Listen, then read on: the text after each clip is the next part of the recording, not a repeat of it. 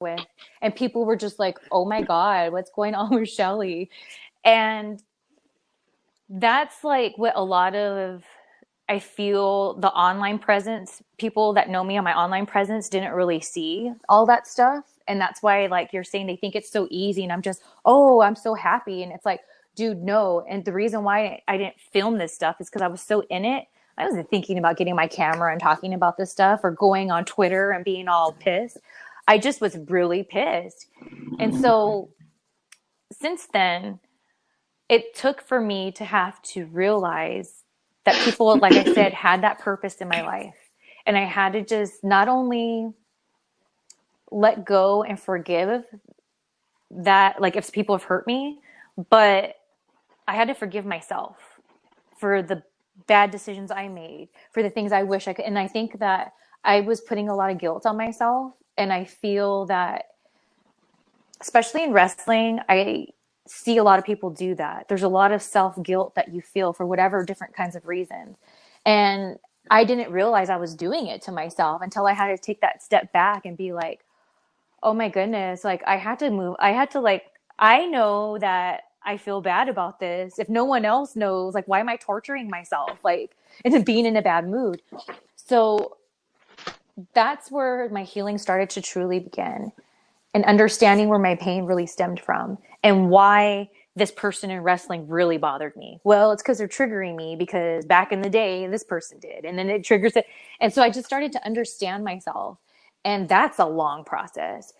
So it's like you take like from when I was in WWE to like now, that's so many years. That's over. Like, I think I retired at 17 years and that was a couple years ago. So it's like for 20 years I've been in wrestling. I was in wrestling and now I'm here talking about it.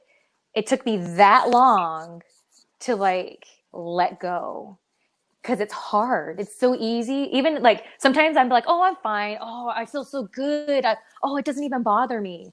But then something happens and then I'm just like, oh, I'm right back where I started from. And then that goes the guilt. There goes the guilt. And then it's like, oh. And so I try to tell people, like, it's all about resetting. That's what I had to learn and practice. It's one thing to say it, but you had to like truly practice it and truly like, because in my opinion, I feel for me, it's easier to be mad about something than to like truly deal with it so that I can no longer be mad at it. You know what I mean? And I'm the same way. Yeah, it's like, it's so like, even with like my guy I'm with, okay, we've been together for 4 years. Okay. So like, there's times where maybe I have every reason to have an attitude with him. Every reason. Maybe he did something and like, it's not cool, but and then maybe like I bring something like, oh, that hurt my feelings. And then he says, sorry.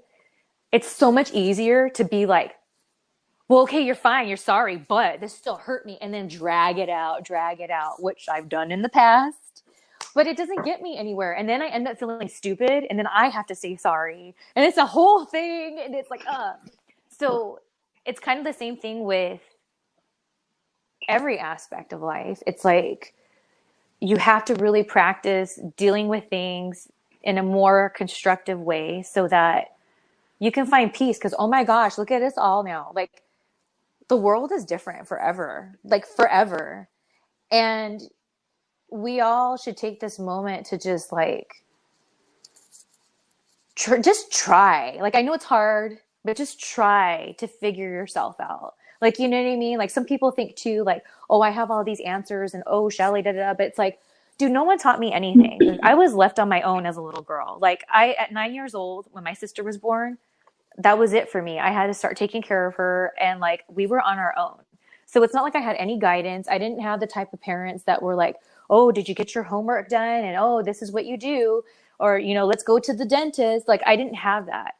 So it's like, you still know what's good and what's bad for you.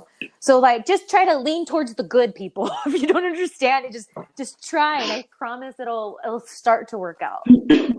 But also too, like you were saying, the part of that process is learning how to forgive yourself. Because if you can't forgive yourself, you're not really going to ever be able to forgive everyone else either. It's just like you can't truly love someone until you love yourself. I think, that was one of the biggest parts I got out of your story is the forgiveness aspect, because I think a lot of people don't realize what kind of role that actually plays, and then it seeps out into all the other aspects of your life, like you were saying. And I don't, I'm like you, I don't understand the reason for that guilt, but I know that I've done it. And I think maybe part of it for some people is they idolize this fantasy world, because let's face it, wrestling is geared towards kids. That's why it's like a PG program. You have those sponsorships and all this stuff. It's presented as this larger than life sort of industry and atmosphere with the glitz, the glams, the passion, the fashion, the fame, the notoriety, everything. And then when you finally get into it as an adult, it's nothing like what it appeared to be on TV. There's so much more, so you can't really look at it with rose-colored goggles on like you did when you were a kid.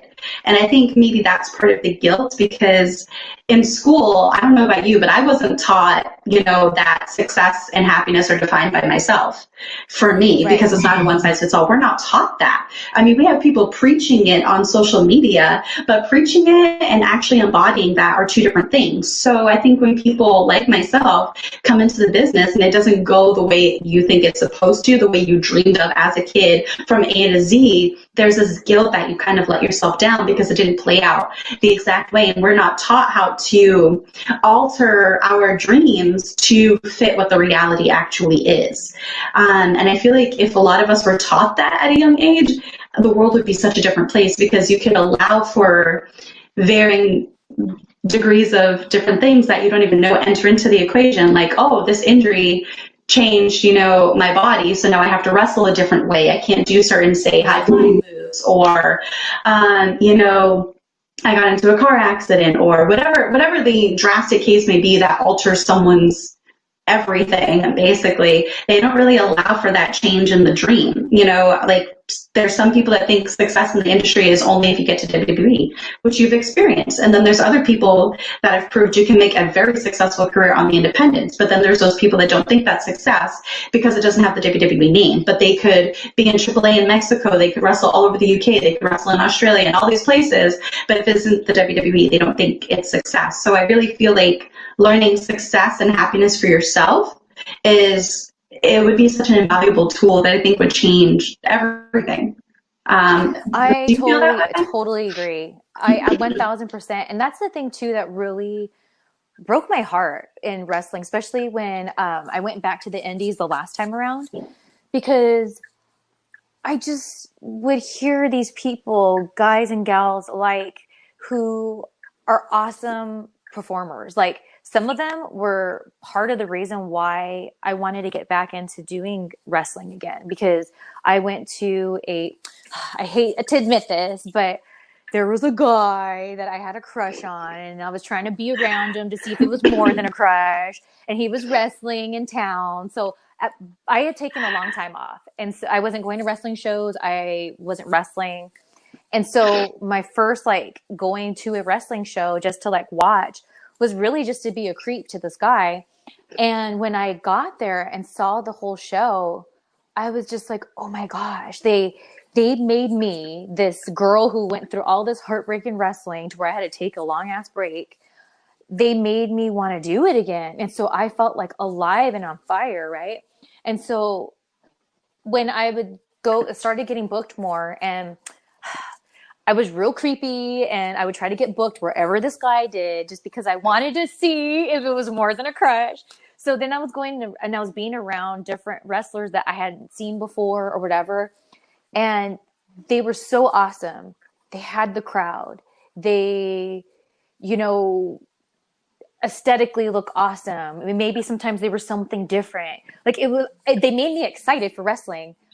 But then all they want to talk about, especially when I first went back, is well, would you think? It's all they almost talk to me well, what can I do better so I can get hired in WWE? And it's but you're already doing what you want to do. You just killed it out there. Who cares about WWE? Let's take a